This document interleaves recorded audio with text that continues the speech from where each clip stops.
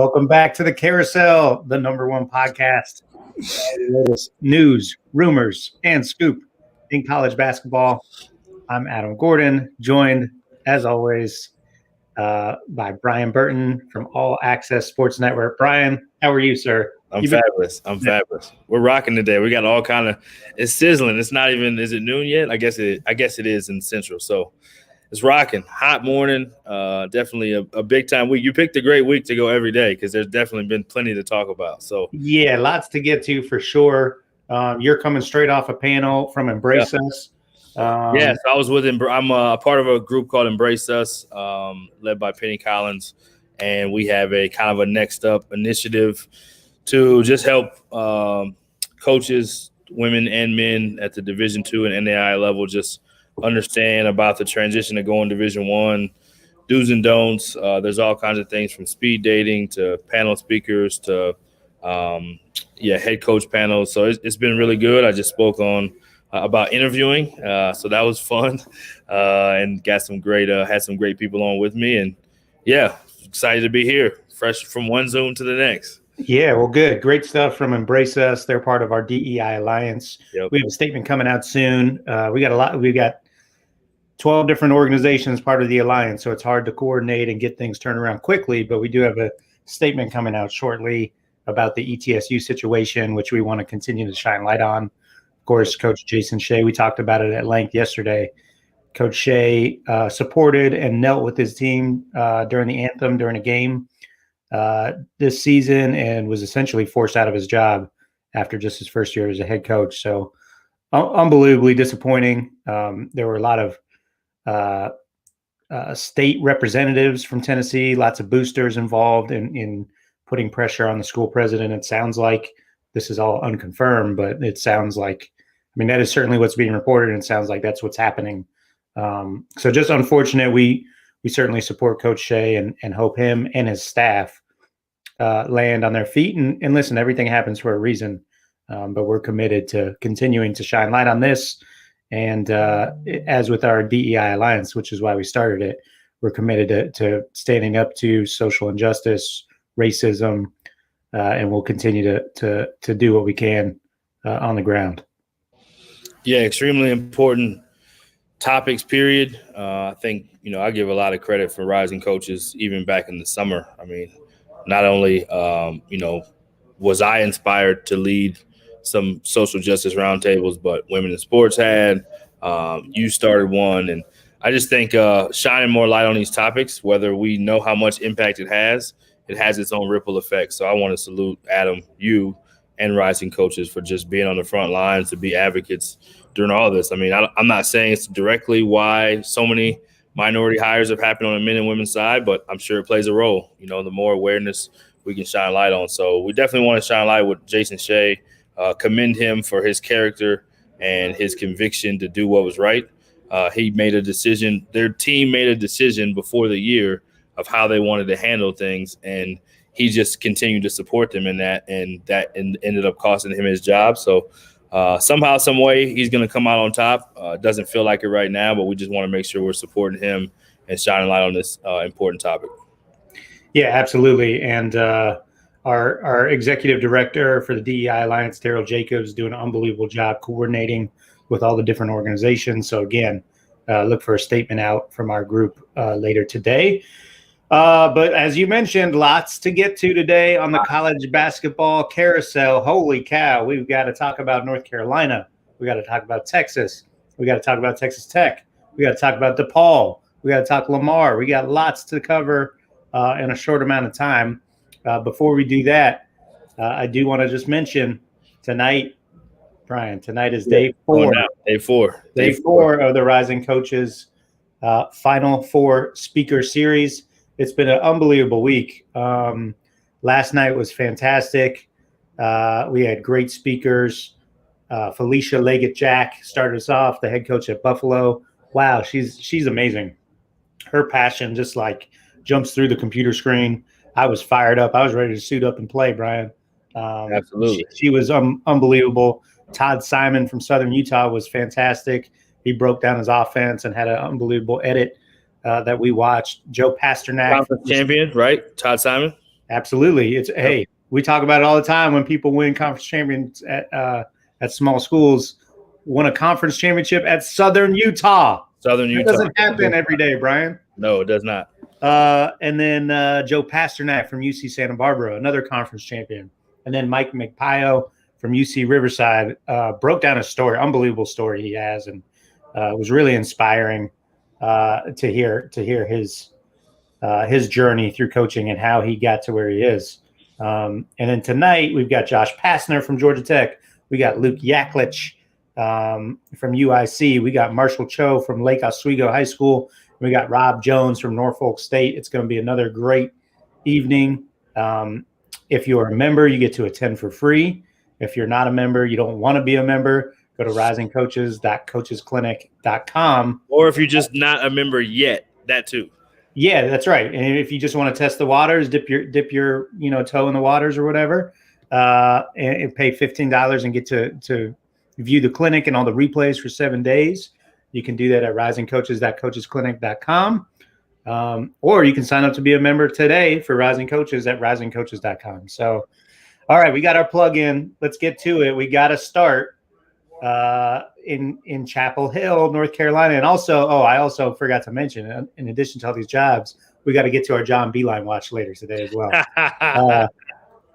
But today, April Fool's started off with Roy Williams announcing his retirement.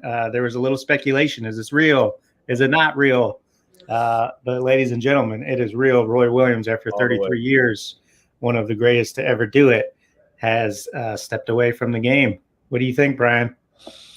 Yeah, good time to do it. I mean, we have COVID going on. Obviously, he probably wants to stay alive in these times, but I mean, still quit while you're on top enough. I don't know if North Carolina is going to take another step. They were bordering not making the tournament, had a challenging year, and again, he's just done such a good job. You've had such a good road. When you're on top with your fresh Nikes, he's always got fresh Nikes on. I love Jordans. He's always got fresh Jordans. He's always got his J's on. So, I think it's probably a smart time to do it. Lon Kruger, him, let the next wave kind of take over, ride off into the sunset before this transfer portal gets too crazy. And, I would say smart decision. Yeah, well, and what a career. 3 national championships. Amazing career. Yeah, 3 national championships, Hall of Famer, the players that have come out of that program, the consistent level. That's what's crazy. You mentioned they had a down year this year. How many times are you able to say that about North Carolina? Like not very often, if ever. Yeah. I mean, the consistency that you saw out of this program during his tenure was unbelievable, unmatched, maybe only by Duke, a Duke or a Kansas. But this is one of the blue blood jobs. And so it'll be interesting to see what they do here. I think they go out too. Like, I think if I'm not mistaken, he got his 900th win this year, right? So you're right. I think you're right. It's funny. It's funny. This is a little unrelated, but I was talking, everybody when Earl Grant got hired at Boston College is like, why? Why would he do that? Why? He's got no ties to that. Well, I was talking to Earl and he's like,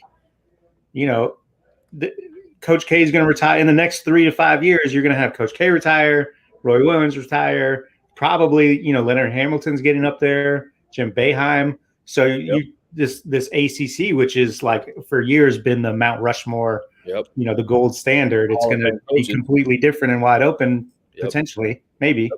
Okay, let's start throwing out some names. Obviously, way too early to tell who they're going to go for here at North Carolina. It won't be MJ. I can say that right now. It will not be the ceiling. Will not be the roof with MJ. Oh, I'm sorry. Hold on. I'm getting word right now. We've got our John Beilein watch. We've got an unconfirmed rumor. John Beilein was in Chapel Hill this morning. He had a light blue shirt on, sleeves rolled up. Eating I don't know. You do what you want with that rumor, but that's what we're hearing right now. Man. No, for real. I mean, obviously, we mention him with every job and we joke about it, but he's great. But some of the North Carolina guys, this is one of those jobs. There's Carolina guys, right? That's a thing. You think about the guys in the state. Lavelle Moton, not that he's a North Carolina guy, but he's in the triangle at NC Central. He was close with Roy Williams. He's, had as successful as a career as anybody at any level. He'd be a home run, I think. You got guys like, then you look at the Carolina tree and you got guys like Wes Miller, who was a very good player there. He's not the head coach at UNC Greensboro. He's done an unbelievable job there. Took him to the tournament. I mean, he's a young guy. That's a heck of a jump, but he is a Carolina guy. What do you think? Yeah, I don't know. I mean, I think that's one of the names you'll definitely hear. His name was connected to Wake Forest last year, if I'm not mistaken, too. Yep. So that's right. He may there's have a big difference between Wake Forest and North Carolina. I'm saying he may have known when that process was going on and not taking Wake Forest so that he could have this opportunity. They just went to the tournament this last year, if I'm not mistaken. They have back-to-back championships. Obviously, we didn't have an NCAA tournament last year. So a young guy who could potentially be the next guy to stay there for a tenure, because these are the type of jobs that people usually stay in for quite some time. And they've gotten it right most of the time. They've had a guy or two in between that maybe was a stopgap, but for the most part, they've always stayed in the family and they've always kind of gotten it right. And they haven't had to hire too many guys. Yeah, Dean Smith, who was there forever. Right. I don't know who took over right after him, but then Matt Doherty, had an okay stint there. But then it was right into Roy Williams, which brief window where they maybe didn't get it all the way right. Still a good hire for the time. No disrespect to Matt, but yeah, this is the blue blood. Like you talk about blue bloods, North Carolina is the Carolina blue blood. I don't know who they would hire. Hubert Davis, is he on staff? He played there as well, if I'm not mistaken. Yeah, Hubert Davis, of course, is going to be a name that's thrown around. What do you think about Lavelle Moton? Let's talk about that one. I don't think he has any shot at this job. No, I don't think so. But I'm not mad at him. He's done a great job. I think he's a good coach. I think he will get a shot if he chooses to leave North Carolina Central, or is he going to be the Roy Williams of North Carolina Central? I don't know. But I don't think they will go outside of the family for this job. This is, again, a top job in the country. So it's going to attract people that maybe even we're not even thinking of, like somebody who played there that may just decide they want to get in coaching. Obviously, Stackhouse is at Vanderbilt. He doesn't count. But, Rasheed Wallace, let's go. I was going to say that. Let's start the campaign right now. Let's do Rasheed Wallace watch. Let's start the campaign. Rasheed Wallace, where are you, sir? We need you in Chapel Hill. No, some of the okay, so you look into like the tree, right? King Rice. Here's the problem. North Carolina is just such a big job. Huge tree. So King Rice has done an unbelievable job at Monmouth. Coach of the year. Yes, Coach of the year. He's won multiple conference championships at Monmouth, which is actually it's a pretty good job, but they don't have this great tradition there, I don't think. Right. But that's probably too big of a jump. I know he's a Carolina guy. He was a great player. So going back to LeBron, he's outside the family, and that's a huge jump from an HBCU. So I don't think that's happening. No disrespect to Lavelle, but King Rice, similar, but in the family, has won championships. Still just a huge jump from that place to that place. Not saying they won't do it, but Then you got North Carolina's a different animal. Then you got Jared Haas at Stanford, who had a great tenure at UAB. Yep. Now he's done a very good job at Stanford, but yes, he has. Maybe not good enough to get the North Carolina job. I don't know. I mean, they're good. They're competitive. They've been a tournament team. They've produced pros, but they're not like consistently in the top 25. Does that matter? Right. I don't know. What do you think of Jared Haas? Yeah, this job is just so high profile. You can't get Kentucky, Duke, Carolina. You can throw UCLA in there, even though UCLA is probably not as much of a blue blood in the recent years as much. They're in the Final Four. But they are in the Final Four now, and they did a heck of a job hiring Mick Cronin. Heck of a job. Great hire. And he was not in the quote-unquote family. But I do think you're going to figure out an experienced person that's won at a high level, that has had high-level recruits, or an experienced name that they feel really good about that's like, hey, this is our guy. The whole Carolina family is getting behind it. See, I don't think you're going to find anybody in the family like that. I mean, you mentioned Hubert Davis. He's as beloved as anybody in the family, but he doesn't have that head coaching experience. Right. Go with that. That's fine. I'm sure he'll do a good job. I would say not probably likely, though. Probably not likely. Again, not likely. This is that type of job where you could get a John Beilein, a proven winner, go outside the family because, I mean, once you hire him, he's in the family. Right. That's who I'm calling personally. Me personally, I'm getting John Beilein on the phone. I was talking to somebody else about that, and they were like, "Why would you go get another old white dude that probably doesn't have that much longer?" Because you're North Carolina, and the expectation is to get to the Final Four, and he's a guy that can get you there really quickly and like proven he can get you there. I don't know. The expectation is to win national championships. So you want to get somebody who could potentially do that. So I'll throw out a random name just because we're having fun. Kelvin Sampson. I was thinking about him earlier today too. Why not go get Kelvin Sampson and go outside of the family? Yep. He's got some Carolina ties himself, but he's one of the best coaches in the country. Hands down. No one's done a better job than Kelvin Sampson. One of the best coaches in the country. And he is not. So then his son gets Houston. So maybe that gets a little trickier. Maybe his son goes with him. But, I'm just throwing out a random name. But if you want to hire one of the best coaches in the country, he's that. Absolutely. Totally agree. Would be thrilled for Kelvin Sampson. He seems really happy at Houston. I don't know that. I agree with that. He seems really happy there. He's got his family with him. He's doing it big in Houston. He may never leave because he can win a national championship there. So I'm not sitting here saying that he should take the job. I'm just saying if you're Carolina, you want to get the best of the best. So no, throwing out a random name doesn't mean it's real. I'm just throwing it out. If they throw out the offer, he should take it though. Come on, no doubt. I know he's happy. Houston's a lovely place, but this is North Carolina. It's like LeBron to the Lakers. It's like, what else can I do here? Like, come on. How involved is MJ in this search? Not at all. Not at all? No. They'll ask him his opinion. Say, MJ, what do you think about this? But not involved. He's got a team to run. He's not involved.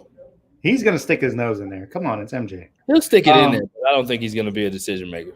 How about Kenny the Jet Smith outside the gate, outside the box? I like that one. I don't think he's going to do it, but I like that one. I think he's having too much fun. He's having too much fun, like always having the answers. He's on his set. He's like me and you. He doesn't care. So what does he have to lose? He's always right. He's undefeated. I don't think he's leaving that space. All right, text us, DM us, slide us some comments on social media. We'd love to hear your take. We'd love to hear any scoop you've heard. But I'll say this about Sampson. It's similar to the next job we're going to talk about with Chris Beard. Chris Beard maxed out what you can do at Texas Tech. He maxed out. You're probably not winning a national. He went all the way to the national championship game. Well, how can you say you're not going to win a national championship? They were a game away from winning the national championship. It's not likely they're even going to go back. It's Texas Tech. I'm just saying. It's hard to sustain it. It's hard to sustain. That's my point. It's hard to sustain it. Yeah. So I'm not saying it's hard to sustain what Kelvin Sampson's done in Houston, but it would be a similar situation where you just take one of the best jobs in the country after you've done what you've done there. So anyway, Chris Beard to Texas. I think everybody thought this was his job. Be able to refuse once Shaka decided to do something else, and Shaka decided to do something else, and here we are. Chris Beard was at Texas at one point in time, I believe, as a manager, maybe. No, he was a manager at Indiana. Bobby Knight, I believe, right? I want to say he was something at Texas. I may not know what I'm talking about. Somebody correct me that's watching and send a DM or something. But big time hire. Yeah, and this was the one that everyone thought it was going this way. It took a little bit longer to finalize than I think people expected, and that's where you started. A little bit of red tape. Yeah, but yeah, absolutely. Okay, we're getting. Yeah, he did go to school there. Basketball. Thank you, D1 West Texas. That's what I thought. Oh, okay. What was the Bobby Knight deal? I thought he worked for Bobby Knight. Bobby Knight, he worked for him at Texas Tech. Oh, okay. Manager at Texas. See, thank you. You were on it. You were on it. I was wrong. My mistake. My apologies. Yeah, he wanted to go. He wanted to go back. He's back. Yeah, could not get a more big time of a hire. This is the hire that, again, Shaka coming in last time when they hired him off the Final Four. Great hire. But the part that was missing with Shaka is did not have ties to the state of Texas. State of Texas is a different beast to recruit in. It's near and dear home to me. So yeah, you got to have a Texas guy if you're really going to make sense. Texas A&M did a great job last year hiring Buzz. That guy, or 2 years ago, it made sense. Now you got Chris Beard back at Texas. Talk about some recruiting wars that are about to go down. Man, I love it. Okay, let's talk Texas Tech. Where are you going? Where are you going from there? Yes, thank you, Mario. He was the Bobby Knight connection, as you said, Brian, was at Texas Tech. Yes. So speaking of Texas Tech, who do you give it to Mark Adams? longtime assistant there? Probably not. Chris Beard has done a really good job of places that he's been. He's helped the guy get the job. So if Mark deserves it, and he would do a great job. If you look all the way back, from McMurray, he helped Cliff Curry get the job. Cliff Carroll get the job. Angelo State, he helped Cinco Boone get the job. Wes Flanagan got the Little Rock job when he left. So I would think Chris Beard is going to do everything in his power to get Mark Adams' job. That's my opinion. That's the kind of person Chris Beard is. He knows he's all about helping his guys get jobs. That would be the first name that I would say deserves to get the job because what they've done is incredible. And, yeah, that's what I'm going to say. All right, we're getting a lot of chatter on social media, which I love. Mario says Mark Adams is going with Beard. Yeah, you're right. They've done a great job. He has done a great job like setting up his successors, but there's really only so much you can do. You really don't have all the leverage there.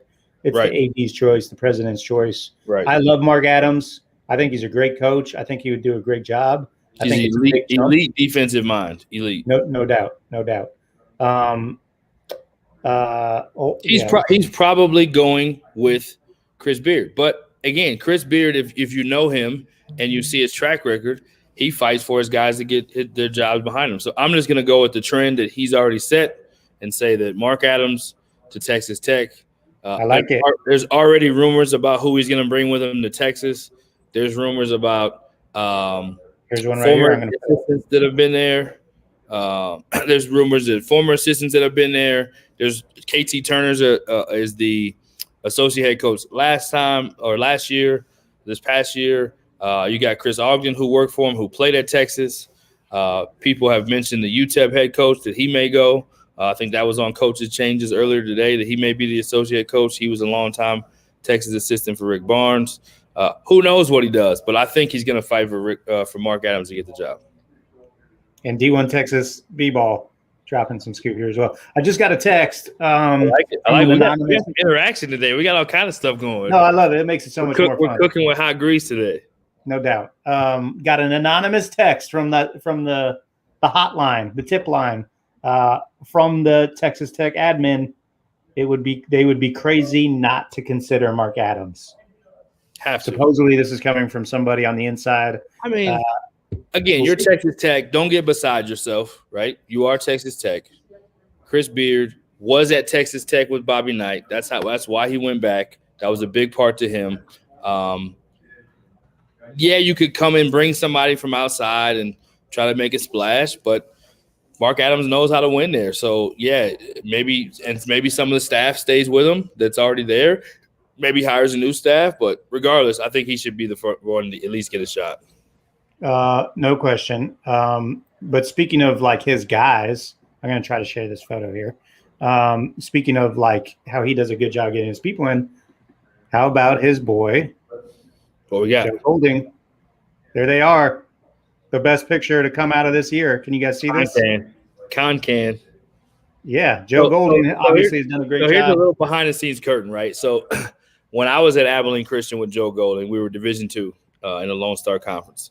And Chris Beard was 15 minutes down the street as the head coach at McMurray, which was also Division II at the time, which was in not our conference, in another conference. Yeah, I heard about the stories in CanCon time and time again.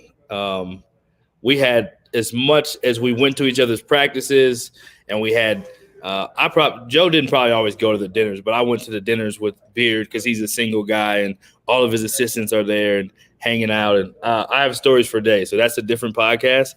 But Joe Golding would be great if they chose not to go with Mark Adams, one of Beard's best friends, and obviously has done an unbelievable job. He has a little bit to thank Joe Golding for beating Shaka in the first round. Yeah, true. Shaka know that he wanted to leave to go to Marquette, and Shaka will do a tremendous job at Marquette. No knock to Shaka. But, yeah, and another name people are mentioning is Grant McCaslin. Naturally, he was there, I believe, as the director of operations early in his career. As the director of operations early in his career, his wife played soccer there. His name is always going to be mentioned as a guy who anything regionally Big 12, his name is mentioned with OU. His name should be mentioned with Texas Tech. So Paul Mills is the other one. Yeah. Coach at Baylor, Sweet 16 with ORU. Another name you have to mention as a hot name right now for possibility for this job. Well, everyone talks about Jerome Tang for all these other jobs. What about for Texas Tech? Yeah, I think Jerome Tang absolutely should be in the conversation for any job that's regional. I don't care if it's high major, mid major, low major. I think he's that good. He is a huge reason why Baylor has been good the last 17 years. And you can't find a better person on top of that, and recruiter and coach. Not just a coach, not just a recruiter, elite at both. And everyone loves the dude in the state of Texas, so he'll clean up on the trail. So I think those other names are probably the first names. I don't know if Tang is as much a name probably in the front runner for this, but with as much dominoes as moving, I'm pretty sure Tang's going to get one of these things here pretty soon. Okay, moving on to the next job. And we talk about this all the time. Everyone always has their scoop and their opinions. And then it comes out of left field. Tony Stubblefield for DePaul. Let's go. Congratulations. Oregon, longtime Oregon assistant. Tony's recently got named, I think, this year associate head coach at Oregon, I think. That's right. He is the associate head coach, and he's been there. He's been in the game for decades. He was at Cincinnati before Oregon and had some really good seasons there. He's a Colorado guy. Did you know that? I did not know that. He's a Colorado guy. Yeah, it's an interesting one. Obviously, he's done a great job. I don't know much about him. I'll be the first to admit, but I see and respect his journey. He's been at all different levels, from the highest to the lowest, and certainly has earned it. But not a name that anybody was talking about, right? No. I don't know if he's a name that anybody's talked about in a long time for jobs. I mean, you don't hear about coaches, when you talk about assistant coaches that have a respect and is a fixture and has gone to recruited countless pros, had so much success as an assistant, especially at Oregon. You just kind of think he's always going to be there. Similar to how people always thought Kenny Payne was just going to be right there by Calipari and recruiting real high-level dudes. So it makes sense from the standpoint of, if you're going after Kenny Payne, and if you say, I want a guy who's the associate head coach at one of the best programs in the country that's recruited some of the best pros that we've seen, or players, prospects, then Tony Stubblefield makes sense in a Kenny Payne category. Those guys are very similar. You couldn't get Kenny Payne. If you wanted that profile, which sometimes these jobs are about the profile, they went and got the next best thing as far as somebody who fits that profile in Tony Stubblefield. Countless pros. Again, just very good person on top of that. I mean, he's paid his dues. He's one of those guys you kind of think, like, is he ever going to get a shot? And I'm just happy for him that he got a chance to lead this program. And, definitely a different spectrum from what the last coach was. And they've had good recruiting classes there, but I would imagine DePaul is going to be one of those places that can get players done, recruited 5 stars, whatever it may be. They're going to have high-level players that are always going to be in conversation considering DePaul. So, excited for Tony Stubblefield. And to your point, you kind of like, even though I don't know much about him and it's a little bit of a head scratcher in terms of people who hadn't talked about it, it makes you think he's probably a guy that kept his head down and just worked and did his job, didn't worry about the recognition. And so you like to root for that. You like to see those guys get rewarded. But clearly, I think you're 100% right. Clearly, the administration there felt like they needed to upgrade the level of talent that was coming through the program. And I think you're probably right. They struck out on Kenny Payne, who's the next best, recruiter that no one's talking about. Tony Stubblefield, here he is, the DePaul game. And I say this too, to Kenny Payne's respect and Tony Stubblefield. Kenny Payne, you look at what happened in Kentucky this year. I'm not saying it's directly because of that, but Kenny Payne not only recruited high-level dudes, but there's a certain understanding and trust that's built when you get those guys to come. And when it gets hard, if you can lead those guys through that and you're the bridge between it, that's really valuable. And I think Tony Stubblefield and guys like those guys that have been at the top and recruited those elite level players that have this enormous expectation, and you're figuring out how to still win with those guys. Kentucky didn't win this year.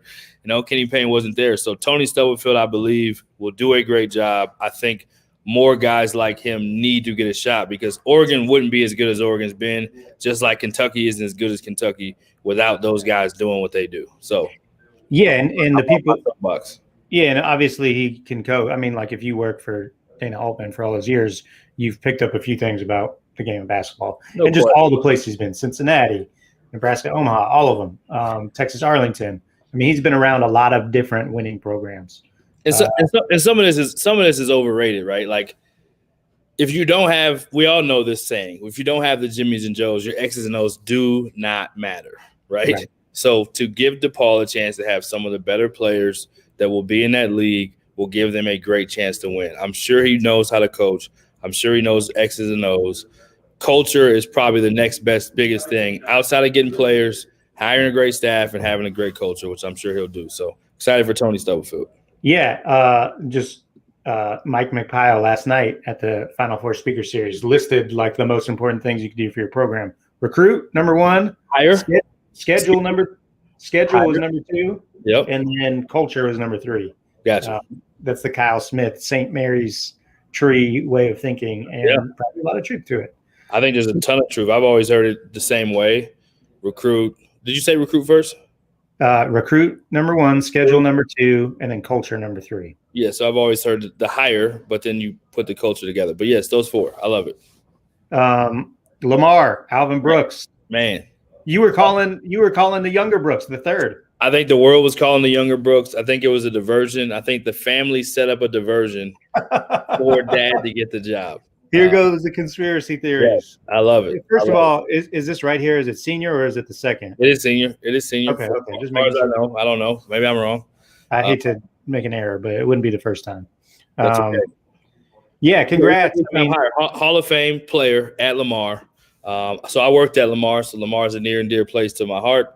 I spent 3 years there and had an unbelievable ride during that time of Division I, going from being 1 in 4 games to then when we left, they were picked to win the tournament. So I say that to say Alvin Brooks is a Hall of Famer there at the school. Just got put in the Hall of Fame, I believe, within the last 2 years. Was a head coach early in his career at the University of Houston. I believe it's been 20 years since he's been a head coach. So these are those things that we talk about, like guys not getting another chance. In particular, minorities not getting a second chance. Once you get one, it's like you don't get another one. So amazing job he's done. He's been on multiple championship-level programs. Let's talk about his resume a little bit. UTEP with Gillespie, won championships. Then goes to Kentucky. Obviously, that didn't go great. Comes back. Now he's at Houston. He was on the last staff at Houston with Coach what am I drawing a blank on his name? It'll come back to me. Coach Dickey? Is that right?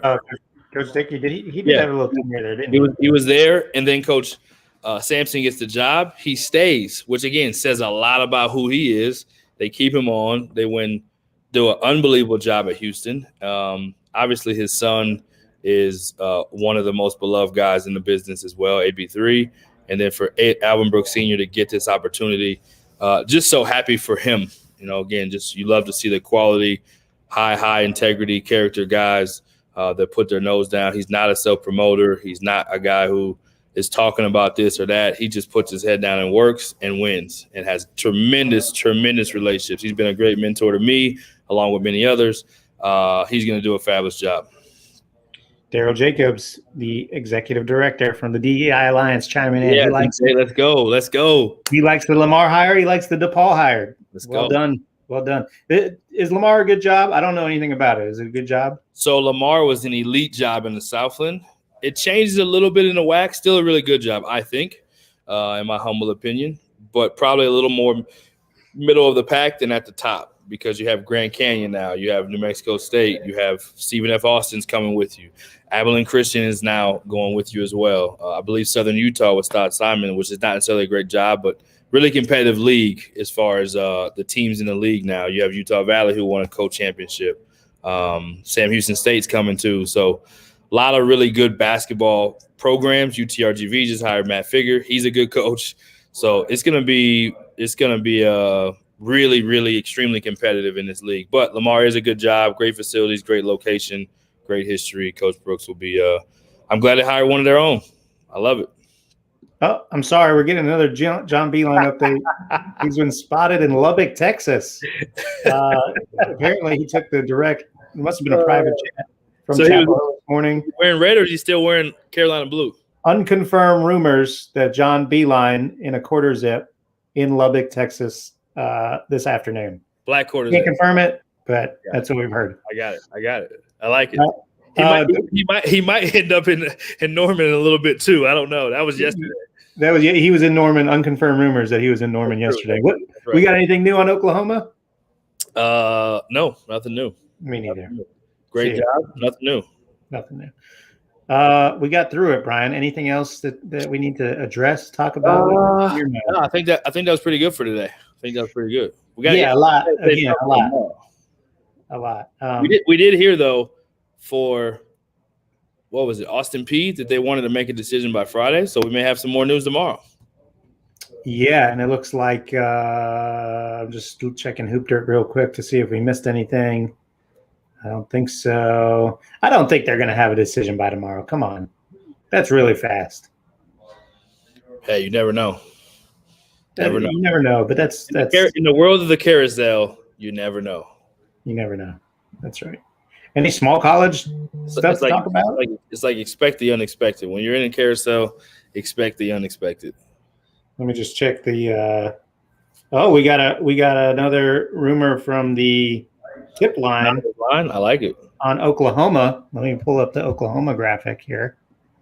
Eduardo Najera, former Dallas Maverick superstar, involved. I like it. Oklahoma. I would like it. I like it. There's a trend of hiring former players. Yeah. And Eduardo Najera, probably the best Hispanic player that's maybe ever played in college basketball. Dude was a monster. I'd love to hear. I know Lucas Ramirez is listening. I'd love to hear Lucas, what do you got for us? Lucas is involved in the Latino Association of Basketball Coaches. Is that a fair statement? What Brian just said, best Latin American to play in college basketball. Gotta be right, Lucas. Come on. And where is he? Where is Eduardo? I know he coached with the Mavericks after his playing career. I think he was with the Texas Legends G League team. Where is he now? Do we know? Anybody? Bueller? Nobody? All right, we got Porter Moser to Oklahoma? Question mark? From Jortizi. I don't know Jortizi. Oh, that's Ortiz. What's up, man? Hey, Jonathan Ortiz. Porter Moser to Oklahoma. What do you think, Burton? Yeah, I've said it on here before. I wouldn't be surprised. I think it's fit. I think guys like him and McCaslin that have kind of proven winning over a span of time makes sense. So I wouldn't be surprised. Okay. Lucas says Eduardo Najera is currently with the Mavs organization. Is he the best Latin American college athlete of all time? Let's just think. You got who else is out there? JJ Barea. Who else has been great that's played college basketball? Of course, you think the best ever. You start thinking Ginobili. Who else? I'm getting nothing. I'm getting crickets here. Yeah. All right. Well, I can't have this debate by myself. I don't know enough. I'm saying tomorrow now. I got nothing. All right. Tomorrow. What time is it tomorrow? Tomorrow we're back at noon Eastern. Oh yeah, good call, Mario. I like that name. He was good. He was good. No, he's not the same as that, but he was a beast. He was a beast. He was a high motor, flying around the place, could score, could do it all. He was about a 6'5" guard, wasn't he, Mario? I think from Colorado, another Colorado guy, or at least he went to high school there. I like it. Tomorrow, I got to run. I know you're going to close out the show. I'll be back tomorrow. Can't wait. Noon Eastern tomorrow. Hope to see you guys back on there. And as always, tune in tonight, day 4 of the Rising Coaches Final Four Speaker Series. If you're a member, you get to attend for free. Tonight we've got Rob Jones from Norfolk State. We've got Josh Passner from Georgia Tech. We got Luke Yaklich from UIC and Marshall Cho from Lake Oswego High School, former home of Kevin Love. And if you're a member, you get to attend for free. If you're not a member, you can sign up at risingcoaches.com. Or if you just want to watch the conference and not sign up for a membership, you can do so for $15 at risingcoaches.coachesclinic.com. If you missed any part of the show, you can go back and listen to it on the podcast later today. And while you're listening to it, make sure you leave us a review, 5 stars only. And we hope to see you guys again tomorrow. Thanks for listening.